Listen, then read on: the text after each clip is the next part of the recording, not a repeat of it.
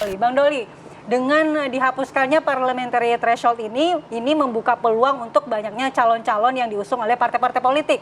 Menurut tanggapan Anda sendiri, apakah ini nantinya akan memecah koalisi-koalisi besar atau seperti apa, Bang Doli?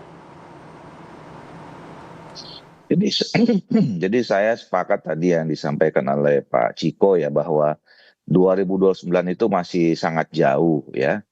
Jadi kalau kita sekarang ini berspekulasi atau mengandai-andai akan ada calon presiden nama si A, nama si B, terus apalagi kalau kemudian koalisi yang kemarin terbentuk dalam Pilpres 2009 pecah atau tidak, ini jangankan hitungan tahun, hitungan hari politik itu kan bisa sangat dinamis gitu.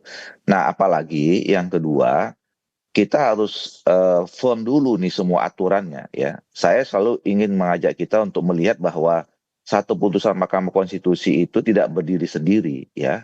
Kalau kita mau membangun sistem yang ideal ya. Tadi misalnya satu ambil contoh, apakah pertanyaannya, apakah semua partai politik itu bisa mengusulkan calon presiden ya nanti atau wakil presiden nanti di 29 dengan perubahan putusan Mahkamah Konstitusi ini.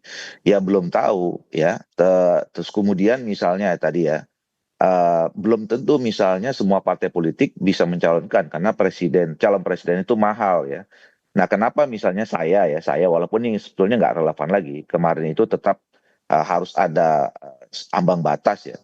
Karena orang mau jadi calon presiden itu kadang-kadang nggak mikirin dia perlu ada duit apa tidak, yang penting bisa calon presiden aja udah bagus gitu ya. Ada juga yang calon kayak begitu ya. Jadi yang penting saya pernah tercatat menjadi calon presiden. Yang penting daftar dulu bahwa nanti urusan punya duit untuk menang apa enggak itu urusan belakangan. Nah, oleh karena itu makanya saya menangkap bahwa catatan yang disampaikan oleh Mahkamah Konstitusi juga yang mengikuti putusan ini adalah harus ada rekayasa konstitusional juga ya, yang kemudian harus difikirkan secara baik, secara matang oleh pembentuk undang-undang DPR dan pemerintah. Nah, ini dulu. Jadi misalnya tadi ya dikaitkan dengan soal keberadaan partai politik. Jadi mari kita juga jadikan momentum putusan Mahkamah Konstitusi ini sama dengan putusan Mahkamah Konstitusi yang lain ini untuk memperbaiki uh, banyak hal yang lain. Salah satunya juga adalah soal penguatan pelembagaan partai politik ya. Jadi kalau tadi bicara tentang soal verifikasi, memang betul kalau mau kita jujur, mau fair ya, syarat-syarat tentang partai politik yang menjadi peserta pemilu kemarin itu memang tidak mudah itu.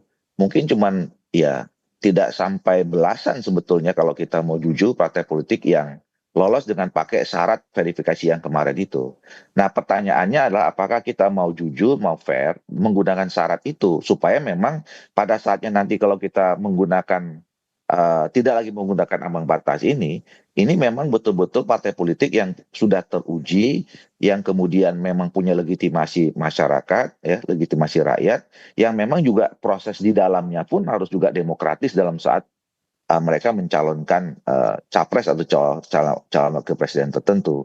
Nah, jadi uh, banyak hal lagi yang harus kita rapihkan ya untuk memberikan dukungan terhadap putusan Mahkamah Konstitusi ini supaya memang putusan ini betul-betul bisa dilaksanakan secara baik ya, tidak juga tambal sulam, tidak juga menimbulkan masalah yang baru yang kemudian kerjaan kita nanti setiap mau pemilu mengganti-ganti aturan-aturan saja gitu. Jadi oleh karena itu sekali lagi mari kita jadikan ini momentum untuk menjadi entry point ya, serius betul-betul melihat secara komprehensif bagaimana sebetulnya sistem politik ideal Indonesia termasuk sistem pemilu Baik, Indonesia yang betul-betul sempurna baik, Bang kira-kira Doli. ala Indonesia. Baik,